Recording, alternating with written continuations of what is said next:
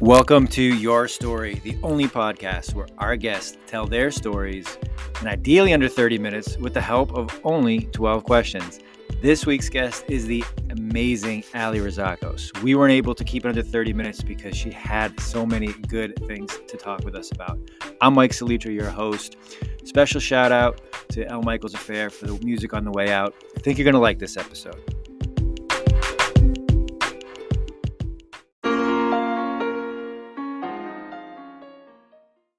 Welcome back to Your Story, the only podcast where we hear our guest story each week with the help of only 12 questions in ideally only 30 minutes.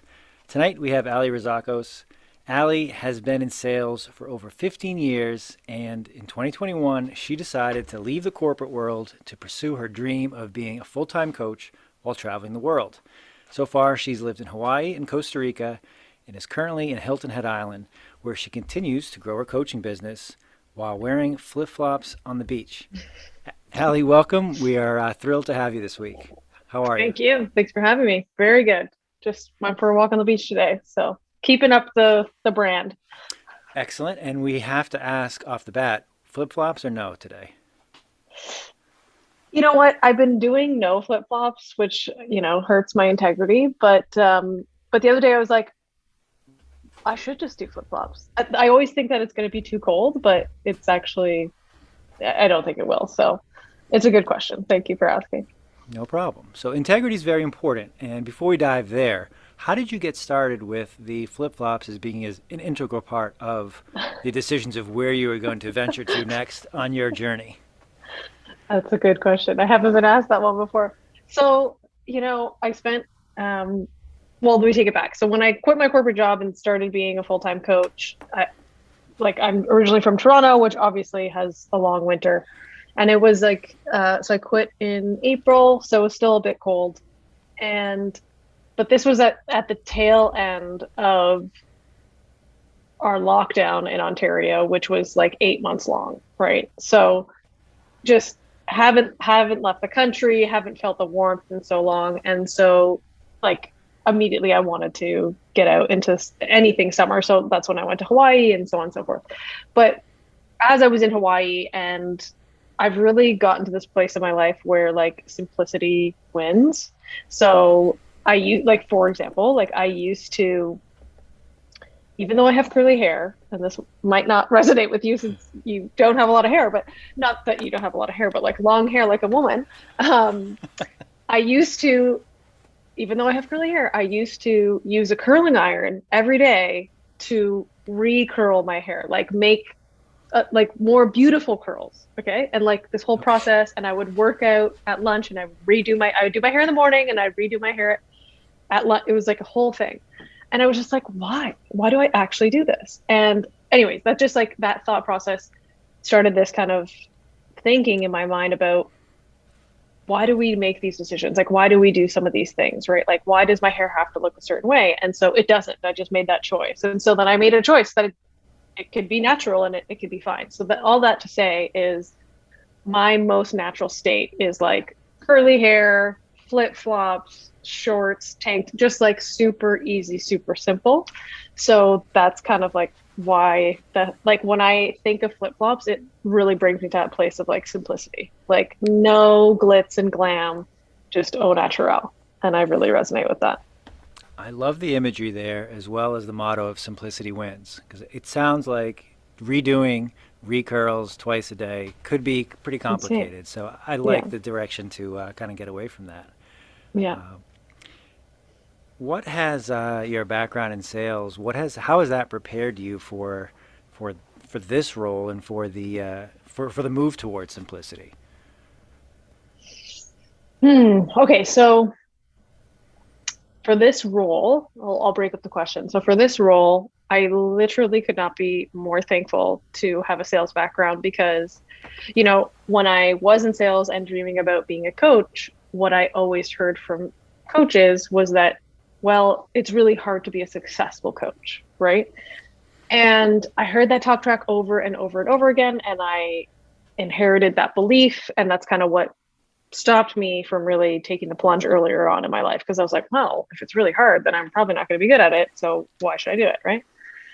Until I finally got to this point where I was like, well, I got to the point where I had like clients start coming to me even without a website or like anything. I didn't publicize anywhere that I was a coach really.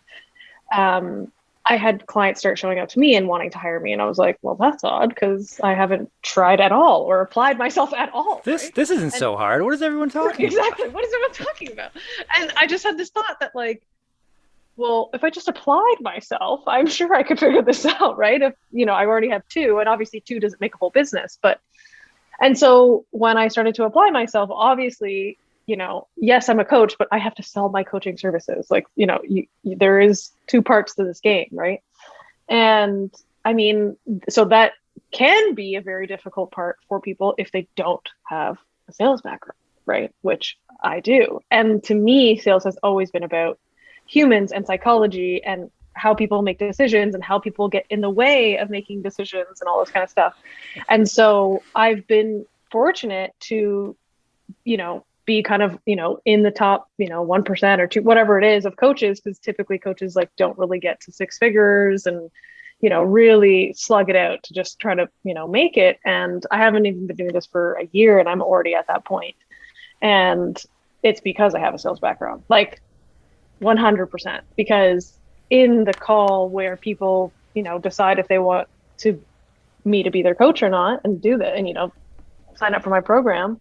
I mean, all the things I learned in sales helps me make them feel comfortable and safe that this is a decision that they can make, right? Because that's, I think, the key is that so many coaches let people they don't want to be pushy. So they're like, well, you let me know, take your time whenever you want. Listen, people that want to coach want to change their lives, right? If you just let them make decisions like they always have, they're not going to change their life. You know what I mean? Like they're just going to go about their probably procrastinate and, not make decisions because that's the easy thing to do. Like that's the comfort zone, right?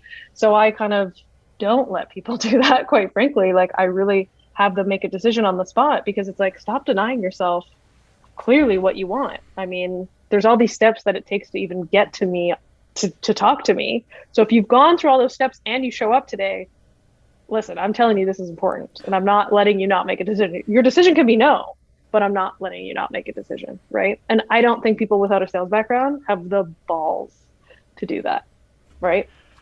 And I also think it makes you a great coach. Sorry, I also think it makes you a great coach because I'm not going to let you keep doing your bullshit. I'm not going to let you stay in your stuff. I'm going to push you. I'm going to challenge you. And isn't that what you want in a coach?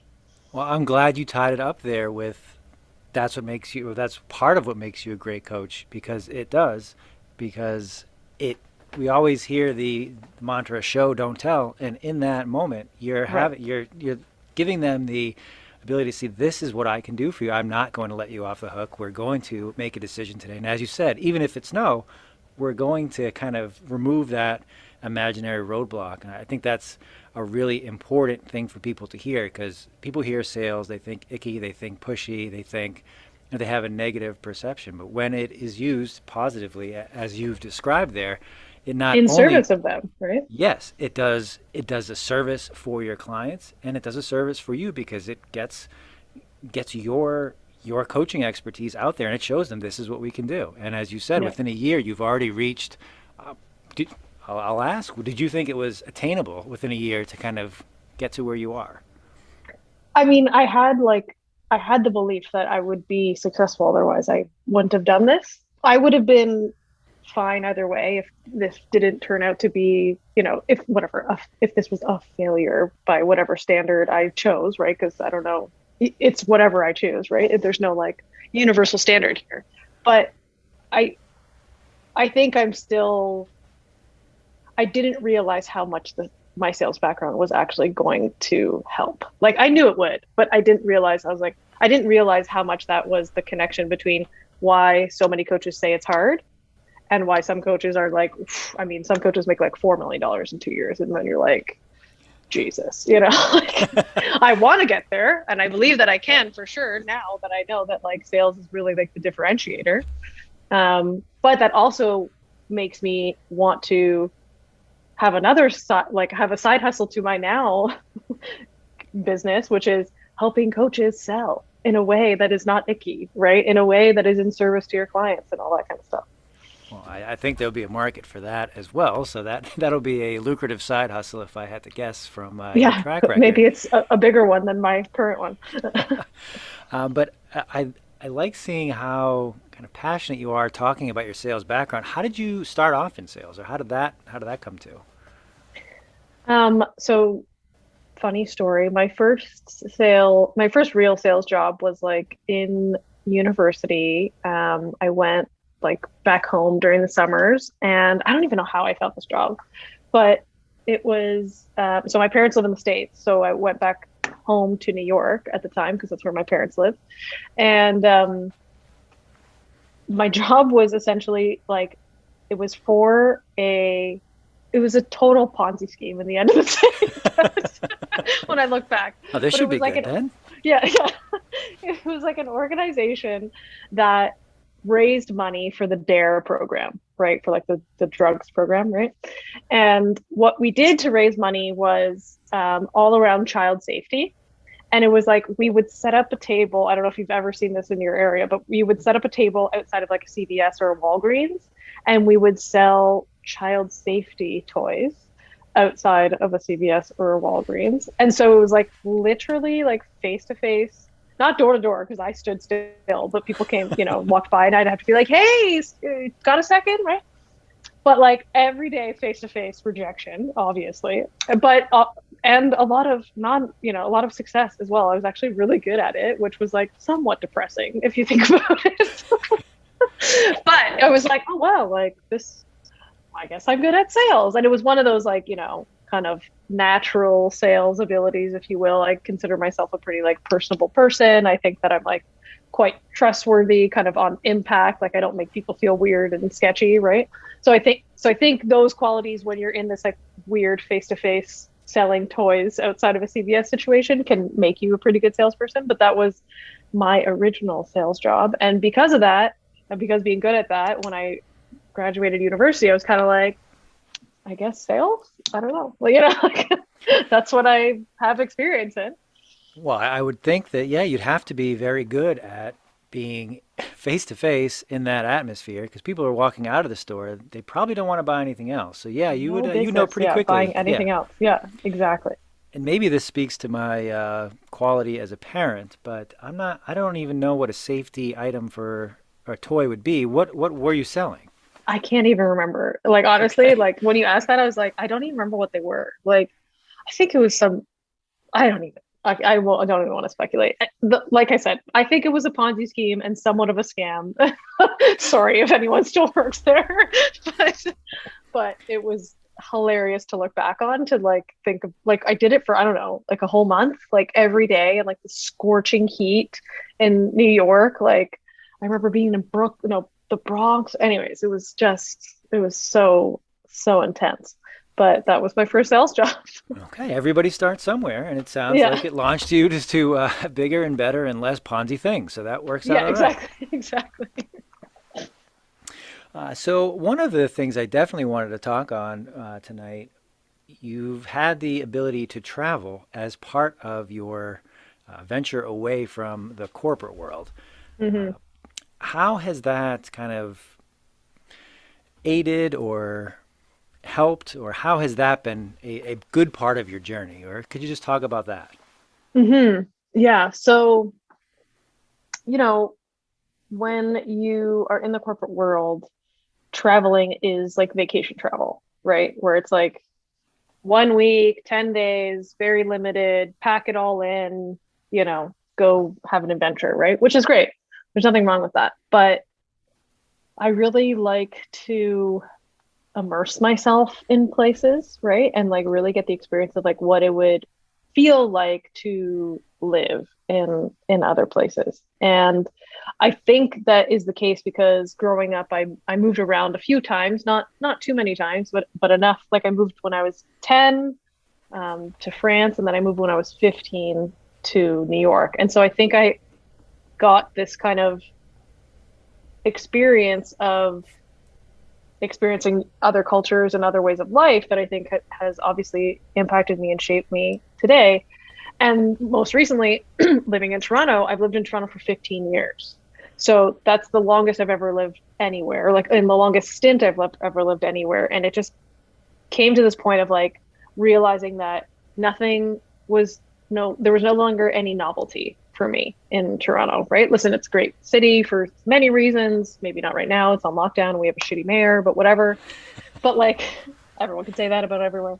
But the novelty has worn off. Like I went to university there, I got my first job there, I built my career there. Like, you know what I mean? Like I've gone through like all the adult phases of life till this point there that the novelty wore off. So when I no longer had my corporate job and I didn't have to just like go on vacation for a week, I really wanted to make it a priority to experience other ways of living and experiencing living in hotter climates, which has always been a desire of mine because I'm not a fan of winter. I don't like winter sports. Can I ski? Yes, but I don't crave going skiing. Like I don't crave anything that's cold, really. I love hot. I love hot drinks, like stuff like that, right? And so, yeah, when I had this opportunity to build my own business, I was like, well, I mean, Jesus, like we're all like locked up inside anyways, and that just doesn't seem that fun to build a business like by myself in my little room when I could be building a business and having so many like different life experiences, right? And now that I write content every day, you need stuff to write about. So you need to be out there in the world living, right? So yeah, for me, like travel's been a really cool way to experience different ways of living and experiencing, what you like and don't like, right? So now I'm kind of forming like, okay, what is my ideal place really look like, right? Is it exactly Costa Rica? Like I really did like Costa Rica. Could it be the place? Yes, but I don't think I have enough data points to 100% say that, right? Like I'd love to go to Nicaragua, like all these other places. So now I kind of get to be on this journey of like, well, let me accumulate some data points and then I can make a decision, especially because I just don't have the barriers of a corporate job anymore. Like why try to live that like, I don't know, the like life that everyone says that they're supposed to live of like, get a job, make a bunch of money, have a house in the suburbs, like, I don't know that why does that have to be the way, right? So I'm kind of trying to build my own.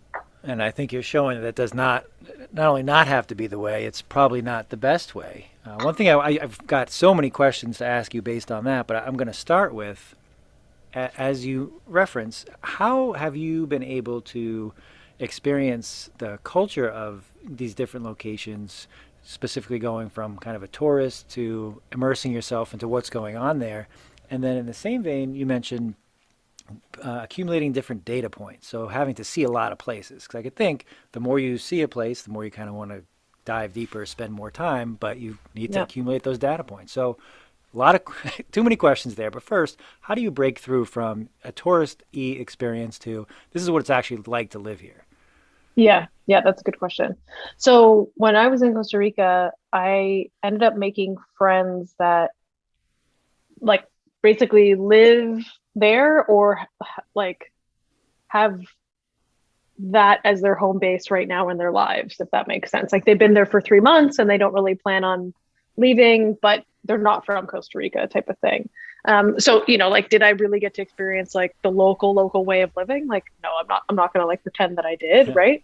Like I speak Spanish, but like not that well. And I wish that I like honestly spent more time, with people that just spoke Spanish, not in my comfort zone of people that only speak English. But I made friends with people that chose Costa Rica as a place to live so that my experience wouldn't be touristy, if that makes sense, right? Like anyone that was like, oh yeah, I'm here for a week. I was like, okay, that's cool. Bye.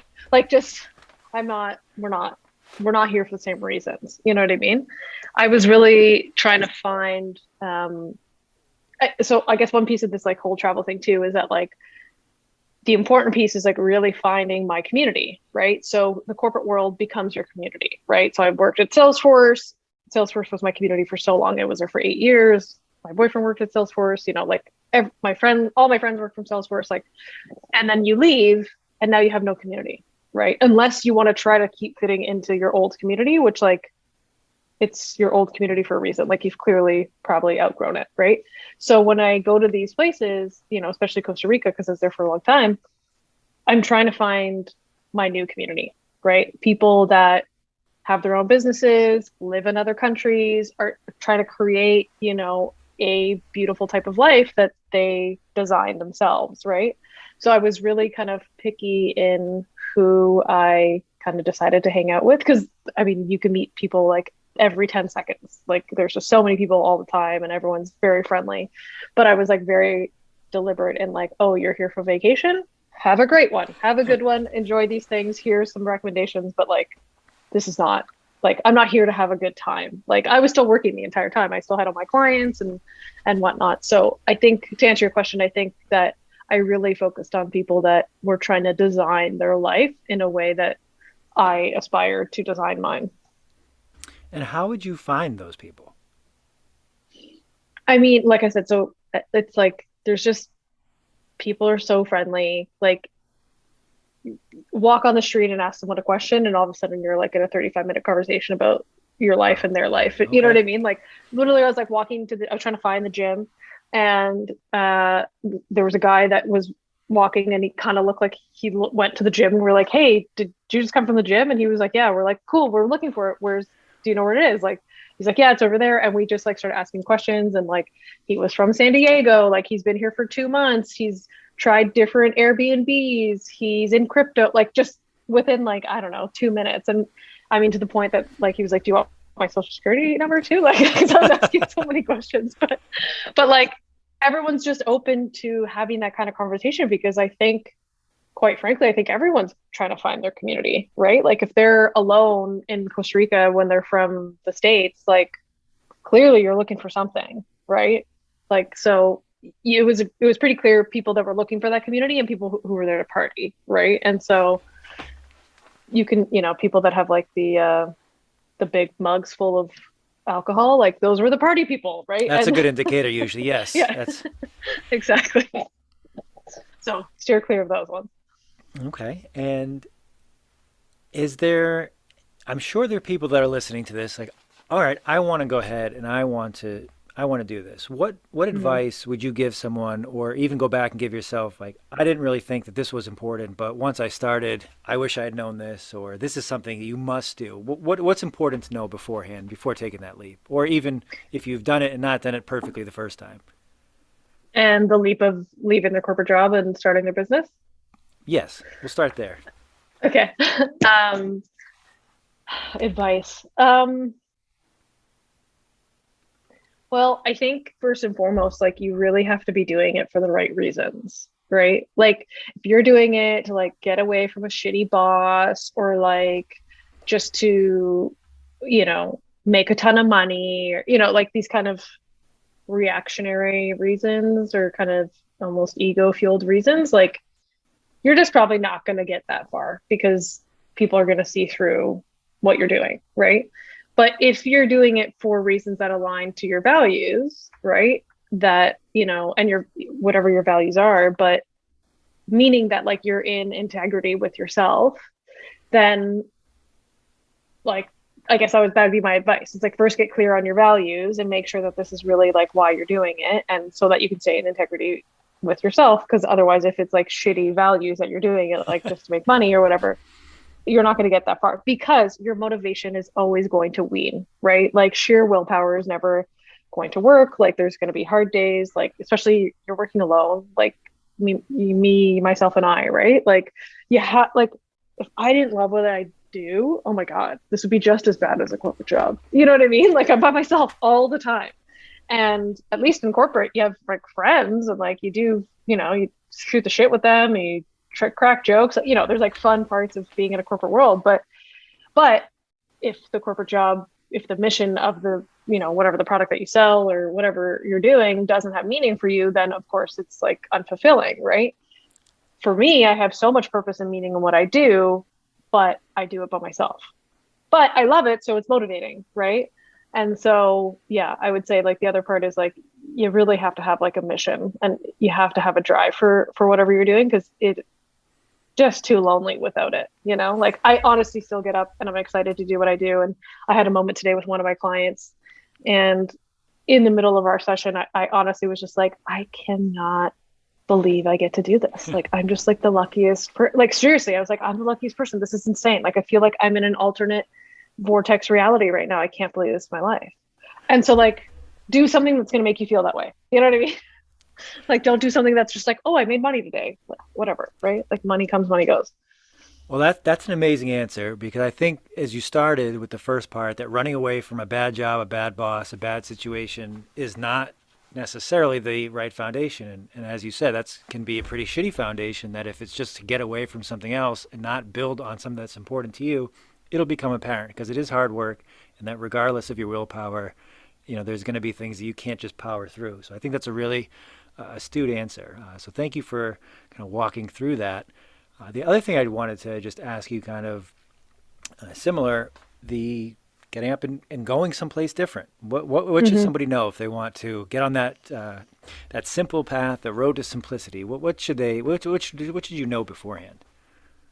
Yeah, well, I guess like, check out the like COVID requirements and all that kind of stuff, testing, blah, blah, blah, right? Okay. But I think, just whatever. The CDC says so. Um, but I think the big thing is like understand what environment is going to be of service to you, right?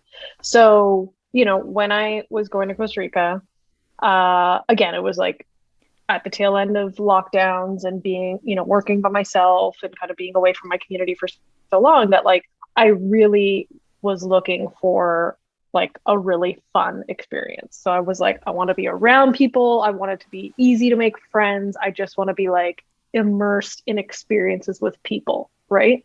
So like that was my vision. Like that's what I really want to get out of the experience. And thus that's why I stayed at hostels for like the first little while. Right. So like that's a perfect example of like if that was my vision of what I wanted, but I stayed alone in an Airbnb, like that's you're probably not going to get that experience, and then you're probably going to blame the place that it's the place's fault that you're not getting that Right. experience, right? So it's like, what is the intention behind you wanting to go somewhere, right? So like now that I'm in Hilton Head, so I had my experiences with people and like really had a ton of fun and it was amazing, but I'm now kind of in the phase of like I really want to focus on my business and my clients and like what I do every day. Whereas like when I was in Costa Rica, I was a bit distracted with just so many people and so many things, right? And that served its purpose, but you know, I'm complete there now. And so now in Hilton Head, obviously very different culture than Costa Rica. I mean, the average age is like 65 here, so so there's not like a lot of things happening around. So now it's just like that's great. I go for walks on the beach, I go for bike rides, like we went to Charleston and Savannah, like to visit like two new cities, but otherwise like it's very much like work. I get to focus on my work, I get to focus on my health, I get to focus on eating good food, and like that is fulfilling to me right now, right? So it's like, my last answer I talked about like your kind of overarching values, right? But now it's like, so what are your current values? Like what is going to be most valuable to you right now? So I think you really need to have that vision and understanding before you decide where you go and then decide where you stay while you're in that place, because the experiences can be very different depending on, how you decide to stay. And I would also say that like,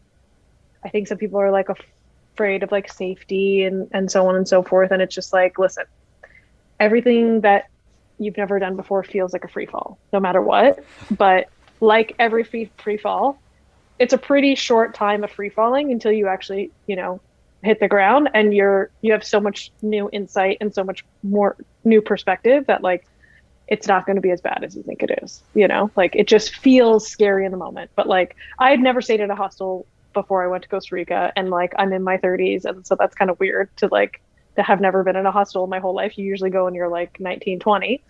But I was like, well, we're doing it. Like I'm just doing this, right? And of course I went in being like, what the hell am I doing? I don't know what this is going to be like. And like within seconds I was just like, all right, I'm here, I'm making the most of it. I made friends like immediately and never looked back. So the free fall was like 30 minutes, of like getting to my hostel and being like, where's everything? What do people do here? And then it was over.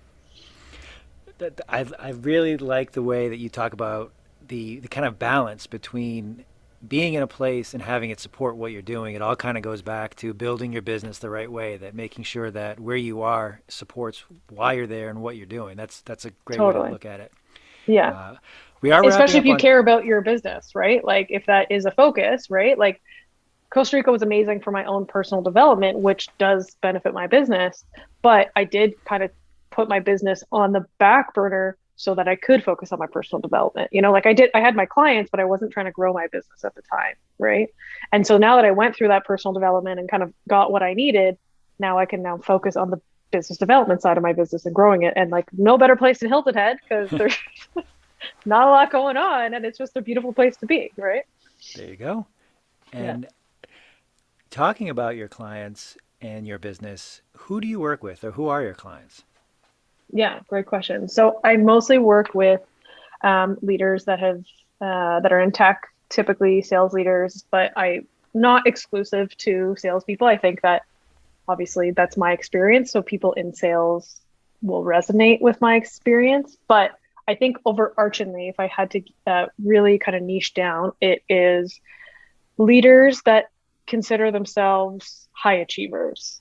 That seems to be the sweet spot right now of people that keep showing up for me, or people that are high achievers, or hyper achievers, even where their satisfaction of themselves really comes from how much they achieve and how often they achieve, and it's all about performance and productivity and so on and so forth. And that is an exhausting life, and I did it for a long time. And it feels good when you're achieving and you can kind of rig that system for a while. But like when you keep doing it and it never actually brings you the result that you're really looking for, which is like fulfillment, right? Aren't we all looking for that?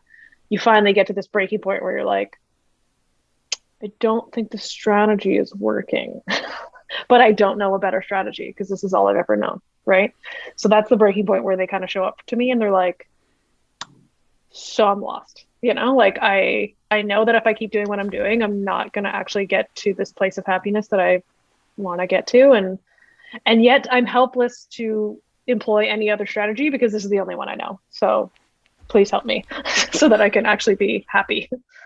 And that's a fascinating dynamic, because you mentioned these are people in leadership roles, high achieving, but something has either got in the way, or they are no longer achieving the results they had in the past, or something has changed. So it's kind of front and center for them that it something needs to change in the equation, or that's they're not going to go back to that way. Have you Yeah. had difficulty working with clients that either acknowledging that's the case, or um, not interested in making that change, kind of wanting to go back to the way things used to be? Is that something that comes up, or what's a roadblock that comes up in the beginning of your engagements with some of your clients? Yeah, I mean, it can feel like such a safe and comfortable place, right? To be in the hamster wheel of like, if I achieve and I feel good, so I'm just going to keep achieving and, strive for more and keep performing. And there is always this resistance whenever I use the word, two words that typically are like they really don't like it, is when I talk about self-acceptance and when I talk about surrender. And both of when I say those things, they hear like, oh, like I'm just going to give up, and like what, I'm just going to never be successful again. Like I'm just going to like throw in the towel on my life. And that's not at all what I'm saying. I'm saying that you can still strive to achieve, but there's like unhealthy achievement and then there's healthy achievement, right? The unhealthy side of it is like where it's completely tied to your own self-worth, right? You need it to feel good enough. Like you crave that external validation to feel okay with yourself. Like, I mean, how is that a good strategy? Right? Like, you're always going to be at the mercy of something or someone, right? Healthy achievement is where you aren't at the mercy of someone or something or someone, that you feel your own sense of internal purpose and achievement, and you feel your own sense of value, and you don't need external validation to know that you're worth it and to know that you have value, right? Of course, is it nice to get recognition? Obviously, like no one's saying that it's not, but that it's not necessary for you to have a deep knowing that you have value and that you're worth it, right? So obviously when I frame it that way, then yeah, that sounds great. But when I first say self-acceptance and surrender, they're like, no chance. They're like, it's not happening. I just like, I'll never achieve again. And I'm like, well, look at like, check that out, how attached you are to the need for achievement. Like, what's that about? You know? And yet, two breaths before they're saying how it's not working for them, but yet they don't want to let it go. Right. So it's this like funny human thing that we do where it's like, no, this thing is totally terrible, but it's the only thing I know. So obviously I'm going to do it. Well, just listening to you reframe that in under 2 minutes, I can see why you've got clients coming to you before you even had your website launched. That's Yeah. very impressive. Thank you. But we are on time here. So the last question that I have, where can actually two more questions? Where can people find you if they want to see either your daily content, which I didn't even ask you about, or how can they get in touch with you if they want to learn more? For sure. Yeah. LinkedIn is where I hang out the most. And so it's just, linkedin.com backslash or black, no, backslash. There we go. There we Alli go. Rizacos. Yeah. Alli Rizacos. And then easy is my website, allirizakos.com. So Okay. I have my newsletter there that you can get weekly kind of longer downloads, longer content pieces. And then daily is LinkedIn. Very nice. I will remove all the backsplashes and I'll put that Yeah. into the show notes. And then just lastly, anything that I didn't ask you that I should have during this time? Hmm. Okay, so this is a question that I got asked on the podcast, but now I use all the time. And I Oh, tell I'm me gonna more. don't yeah, I'm gonna donate it to you because I think it's fascinating what we all say. I use it with my clients now too. And it's the simplest and most complex question in the entire world, which is who are you? That is deep. Right? Were you stumped or what did you say? I mean, okay, when I said it on that podcast, I feel like my answer was really good. And now I feel like I'm gonna muck this up after the backsplash fiasco. But no, I would say like right now, how I identify myself is someone that is taking control of their life and designing it in a way that completely aligns to my values. And those values are around my well-being and my health and being a leader in what I know. And what I know is that don't have our thoughts are both our prison and our heaven, right? Like if you want a different life, you just have to change your thoughts, right? And so that's kind of the mission that I'm trying to help people realize is that like imposter syndrome is really just thoughts. It's nothing else, doesn't exist. You can't touch it, doesn't it's not real. And so if you can just learn to understand your thoughts and change them, will change your life, right? So that's kind of how I see myself today and what the work that I do in the world and how I impact the people around me. That's a good answer because the thoughts are extremely powerful. And I will quickly say that I heard a version of the Who Are You story on another podcast as well when they were talking about, yeah, people have a good answer or they've got their standard. But kind of think about it that if you're in a dark alley and somebody comes up to you and basically it's life or Mm. death, who are you? And you have to answer. It's Yeah. like I've got 3 or 4 words. Like this is what I'm about. What would you say? How would you Hmm. make it convincing? And I think it ties in nicely with that thoughts thing that we tell ourselves multiple different things of this is who I am, who I want to be, or where I'm going. But if you Yeah. can't convince somebody else in a split second, no, this is what's important to me. You got to work on that answer. So, Well, Alli, and the who are you question is it's really to understand what identity do people cling on to about themselves, right? Like, because we can create any identity we want. So, what's the current one that you are attached to at the moment, right? For better or for worse, for who better or knows? for worse. Yeah. Alli, thank you for your time. This was Thank you. excellent, and we'll look forward to next time. Cool. Thanks for having me. You got it.